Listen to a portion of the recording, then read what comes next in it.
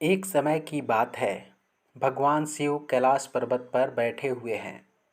माता पार्वती जाती है उनके पास और दो प्रश्न पूछती है कि हे शिव, हे महाशिव, मैं आज दो ऐसे प्रश्न पूछती हूँ जिसका जवाब आप दे दीजिए। तो भगवान शिव कहते हैं, हे पार्वती, तुम पूछो, तुम्हारे प्रश्न का जवाब मैं देने का प्रयास करूँगा। तो माता पार्वती पूछती है कि स्त्री के किस अंगुली में बिछिया पहनना चाहिए, पहला प्रश्न। और दूसरी प्रश्न पूछती हैं, कौन से लोग हमेशा दुखी रहते हैं। इस पर भगवान शिव कहते हैं कि हे पार्वती, मैं तुम्हारे इस दोनों प्रश्नों के जवाब देने का प्रयास करूँगा। बहुत सारे लोग होते हैं जो कि काफ़ी मेहनत करने के बाद भी उन्हें दुखों का सामना करना पड़ता है, लेकिन बहुत सारे ऐसे लोग हैं जो कि कम मेहनत करने के बाद भी सुख और शांति से रहते हैं। यह क्या है?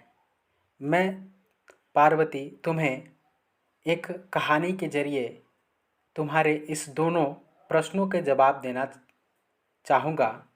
अगर तुम इस कहानी को ध्यानपूर्वक सुनोगी तो तुम्हें इस दोनों प्रश्नों के जवाब मिल जाएंगे।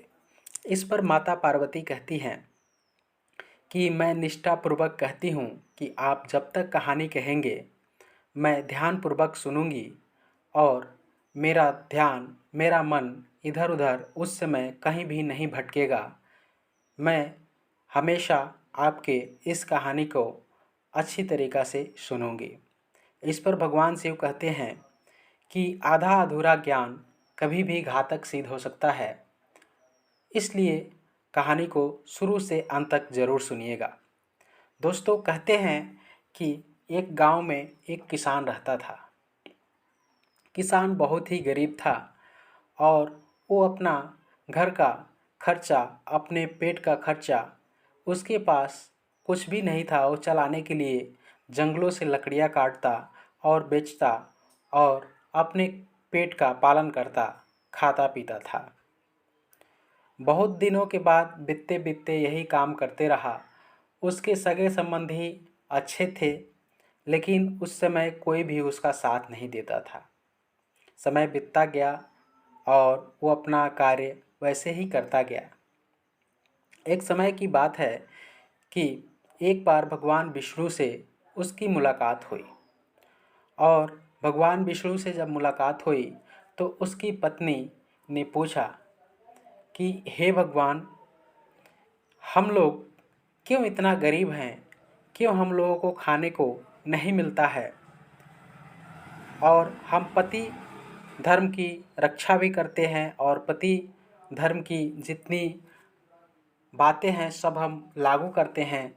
हम किसी भी गैर मर्द या ऐसी जो चीज़ है हम वैसा कुछ नहीं करते जिससे हमें कोई भी आपत्ति हो, और हमारे पति भी पति धर्म का निर्वाहन करते हैं, लेकिन हम लोग तब भी गरीब हैं और हमें खाने को समय से नहीं मिल पाता है। इस पर भगवान विष्णु के जो आँखों की तिरछी नज़र उसके बिछिए पर पड़ी और बिछिया देखने के बाद वो इशारा करते हुए बोले कि बिछिया का तुम्हारा जो पहनी हो उसका मुख्य कारण है। तो भगवान शिव कहते हैं, पार्वती, इस बात को ध्यान से सुनिएगा। अब इधर भगवान विष्णु कहते हैं कि बिछिया कभी भी सोने का नहीं पहनना चाहिए। आप लोग बहुत ही ध्यान से इस बात को सुनिएगा। कभी भी बिछिया सोने का नहीं पहनना चाहिए और बिछिया पहनने का नियम है। आपको अगर बिछिया पहनना है तो आपको भगवान विष्णु बता रहे हैं उसके हिसाब से ही पहनना चाहिए। अब ये देखने के बाद भगवान विष्णु उस औरत को 3 बिछिया देते हैं और कहते हैं कि यह बिछिया तुम्हें नहीं पहनना चाहिए। और वो बिछिया बोलते हैं तुम्हारा जो अंगूठा है उसके बगल वाले अंगुली में पहनना जरूरी है। अगर इस अंगुली में नहीं पहनते हो तो तुम्हारे पति हमेशा कर्ज में डूबे रहेंगे और वो कभी भी कर्ज से उबर नहीं सकते हैं। और बीच वाली जो अंगुली होती है उसे कभी भी खाली नहीं छोड़ना चाहिए। तो 3 बिछिया देते हैं और वो दोनों में पहनने के लिए बोलते हैं। और इसके बाद से बिछिया पहनने के बाद वो लोग आपस घर की ओर निकलते हैं। तो जैसे ही घर निकलते हैं तो सामने एक गुफा दिखाई देता है। उसका पति गुफा में डरते डरते घुसता है। तो घुसने के बाद वहाँ पे दोनों लोग आश्चर्यचकित हो जाते हैं। गुफा में बहुत सारा धन दौलत सोना चांदी भंडार थे। तो देखने के बाद वहाँ पे क्या किया, किसी किसी प्रकार से उसको ढक दिया वहाँ पर और ढक के अपने घर गया। और व्यवस्था करने के बाद एक टायर का व्यवस्था किया और उस टायर से पूरे उस धन को ढोने की चेष्टा की। तो वहाँ पे उसकी पत्नी बोली कि हमें उतना ही धन चाहिए जितना से हम लोग सुखी से जीवन यापन कर सकें। लेकिन उसका पति के पास लालच आ गया और उस गुफा में जितना भी धन दौलत था, जितने भी सोने चांदी जेवरात थे, सबको ढोकर अपने घर ले गया। और इस प्रकार से अब वो गरीब किसान एक बहुत ही धनवान हो गया। उसकी चर्चा गांव जवार में होने लगी। धीरे धीरे उसके सारे सगे संबंधियों को भी पता लगा। अब सगे संबंधी उसके पास आने लगे धीरे धीरे नाता जोड़ते हुए कि हम इस नाते के हैं, हम इस नाते के हैं। उसके पास अब राजा के पास अब वो सेठ बन गया, एक राजा तरह के बन गया। उसके पास नौकर, घोड़ा, गाड़ी, बंगला सब कुछ हो गया। धीरे धीरे जो किसान था सेठ के रूप में जाने जाने लगा और सेठ बनते ही उसका जो आचरण व्यवहार था बदलने लगा और वो अपनी की पत्नी के प्रति कोई भी दया भाव नहीं रखता था और उसे मारता पीटता था। एक समय आया कि अपने पत्नी को मार पीट कर अपने घर से निकाल दिया।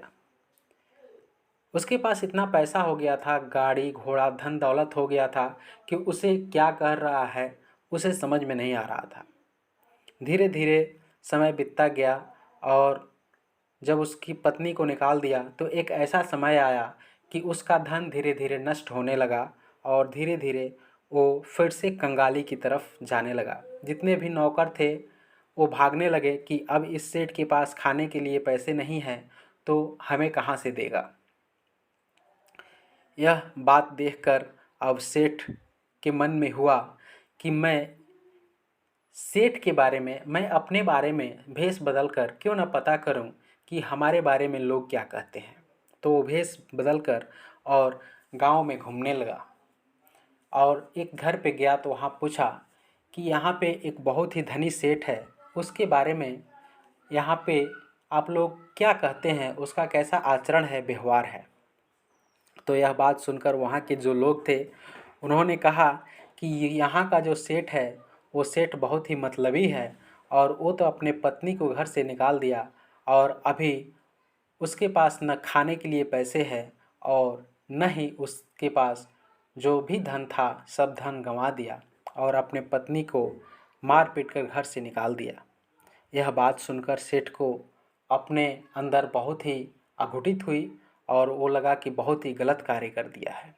इसके बाद से उस गुफा के पास गया और वहाँ पे बहुत ही अर्चना पूजा की और विनती की। तो वहाँ फिर एक बार भगवान विष्णु प्रकट हुए और ये बोला कि भगवान विष्णु हमसे बहुत बड़ा गलती हो गया है और इस गलती को हम स्वीकार करते हैं। इस गलती के लिए हमें जो सज़ा देना है दीजिए, लेकिन हम क्या करें। भगवान विष्णु कहते हैं कि तुम्हें अपने पत्नी से माफ़ी मांगना पड़ेगा और उसको अपने घर लेके आना पड़ेगा, तो फिर से तुम्हारी अच्छी दिन आ जाएगी। इस प्रकार से अब वो पत्नी को बुलाया और माफ़ी मांगी, फिर से अपने घर पे लाया और धीरे धीरे प्रयास करता गया और अब वो लोग धीरे धीरे अच्छी ज़िंदगी जीना एक बार धीरे धीरे फिर से स्टार्ट हुआ। तो इस तरीक़ा से जो दूसरा सवाल है, तो वह लोग भगवान अब शिव कहते हैं कि हे पार्वती, तुम्हारा जो दूसरा सवाल था कि कौन लोग सुखी नहीं रहते हैं, हमेशा दुख ही में रहते हैं, तो वो लोग जो अपने पति पत्नी की मारते हैं, पीटते हैं, उसकी अनदेखा करते हैं और उसका इज्जत नहीं करते हैं, उसके बदले किसी और गैर औरत के साथ संबंध बनाते हैं या किसी भी प्रकार की कोई गलत कार्य करते हैं, तो वो लोग हमेशा अपने जीवन में दुखी ही रहते हैं। तो इस प्रकार से इस वीडियो में इन दोनों सवालों के जवाब अब माता पार्वती को मिल चुका है। दोस्तों, ये था आज का वीडियो। आपको कैसा लगा आप हमें कमेंट करके ज़रूर बताइए।